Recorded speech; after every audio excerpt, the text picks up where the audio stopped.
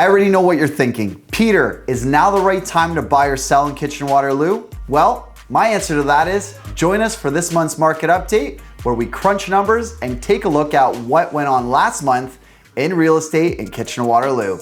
Roll the intro. Want to succeed in the real estate game? The key to success is staying informed. So make sure you smash that subscribe button. June's housing market defied expectations as detached properties experienced a surge in demand, driving the average detached prices up a significant 10.4% compared to June of last year. All this despite the central bank's rate hike at the beginning of the month, which now sits at 4.75%. Now, spoiler alert, I will tell you that there was quite a shift at the end of June, and we'll get to that later. Let's start with total sales.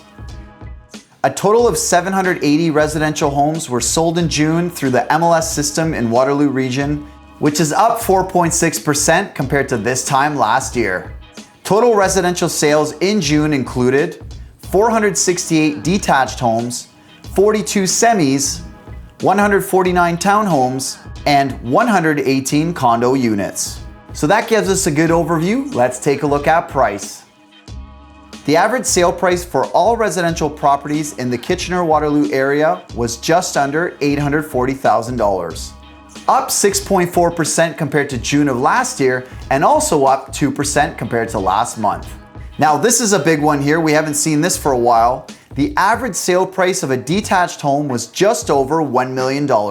Actually, $1,005,519. This is up 10.4% compared to June of last year, and also up 4.1% compared to May of this year.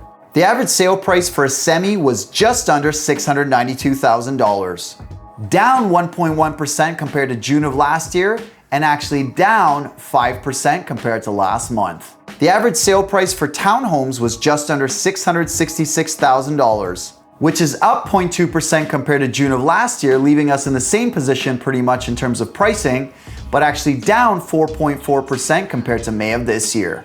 The average sale price for an apartment-style condominium was just over $470,000, down 6.2% compared to June of last year, and also down 3.3% compared to May of this year. Now let's wrap it up with volume.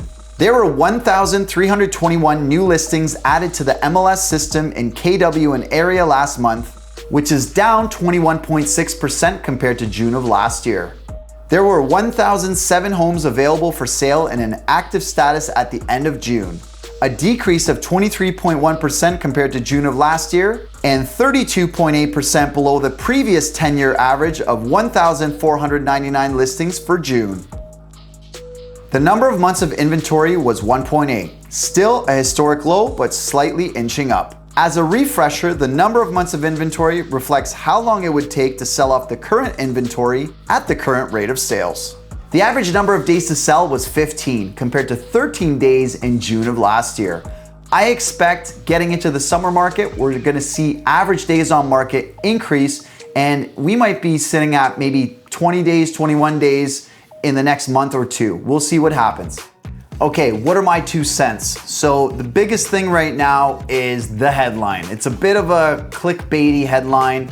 We're over $1 million for an average price for a detached home in Kitchener-Waterloo. We haven't seen these prices over $1 million since May of last year. So this is pretty significant right now.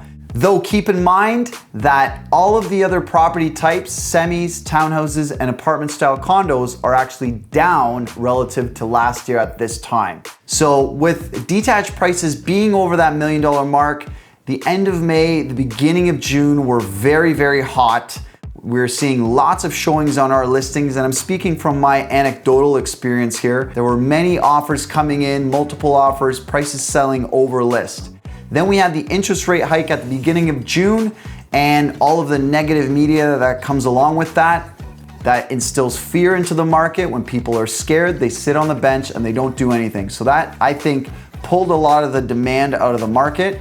The tail end of June, the last couple weeks of June, the market really took a different swing. So anecdotally, I saw our listings see way less showings, way less offers. In some cases, unfortunately, no offers coming in and us having to pivot and relist the property at a different price, which is quite common if you're a buyer or seller in this market right now paying attention. You're seeing that happening. Houses are hitting the market, they're underpriced, they're holding offers or doing an offer review date, and all of a sudden that listing now comes off the market and comes back at a higher price because they didn't get their multiple offers. So now there's a little bit of chaos and confusion. The market shifted quickly. We'll see how that continues. Again, markets can shift from week to week. There could be more buyers one week, less buyers the following week after that, and a property could get multiple offers and you could get a tolerance there that is unpredictable, really. Us as professionals, we can look at what's happening in the past, but we don't have a crystal ball to see what's happening in the future. So the biggest question that you're probably thinking is, Peter, what do I do if I'm buying? Or Peter, what do I do if I'm selling in this market? So my prediction for the summer market is we are now out of the COVID sort of era of real estate. Now with all of these interest rate hikes, we're getting back to the pre-COVID real estate scenario where summers, things slow down. People go on vacations, kids are out of school, people are thinking about, going to the cottage and relaxing. So especially around the time where school ends, there's a big shift usually. Now, will things increase and improve come July or August? We will have to see. The biggest looming question right now is the Bank of Canada going to raise their rate on July 12th? We'll have to wait and see. I personally think, I've been hearing both sides of the story. I think they're gonna crank it up. How about you let me know in the comments? Do you think the Bank of Canada is going to raise the rates now by a quarter point? Are they going to hold them? Are they going to lower them? Which I can almost guarantee they're not going to lower them right now. And let me know in the comments and we'll see what happens. So if you're a buyer, this is a pretty good opportunity for you. If you're currently pre-approved, you've got a rate locked in for another maybe 60, 90, 120 days, depending on when this happened. So right now you're seeing a lot of homes that were selling for a little bit more money even a few weeks ago. They might be sitting on the market a little bit longer, 2-3 weeks, and maybe not getting offers or getting canceled and relisted at a higher price.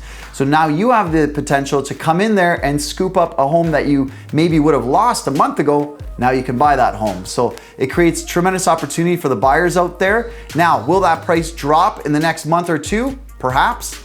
Sellers, if you're going to be listing in this market, understand the market shifts. It goes up and down, it sways, it ebbs and flows. So focus on what you can control. Prepare your home, present it correctly, have a great realtor working on your behalf, but understand that the market could be a little bit down. If they raise the rates again, it's not going to make it any easier for buyers to purchase a home, and I can't imagine that the prices will go up if that's happening, at least for the short term. Once the emotion wears off and the price is stabilized, then we might see a little bit of lift there, but nobody really truly knows. So if you're thinking about selling right now, get your home up on the market in July. August tends to be a slower month as we roll into the tail end of the summer. I can't believe we're even saying this. This is like crazy because this is flying by right now. By the tail end of the summer, mid-August onward into Labor Day, people are wrapping up their vacations, preparing the kids to go to school, getting things prepared before they get back to business, back to reality. So we tend to see a pretty significant lull at that time. So try not to list your home the week before Labor Day, but at the end of the day, we all have to move at certain times where it's not convenient for us and you have to do what you have to do. But if you can avoid it, that's what I would recommend. And then the next hot time will be the sort of midpoint of September where you can move on. But for now, guys, if you have any questions, if you want to know what your home is worth, we're happy to sit down with you, give you an evaluation, give you an idea of what the market's doing in your neighborhood. And buyers, if you guys have any questions about getting pre-approved for a mortgage, we've got a great network of brokers that we work with. If you have any questions about where prices are going, how condominiums are working, give us a shout. So that's all for this month's market update. Let me know if you have any questions below. We'll see you next month. Take care.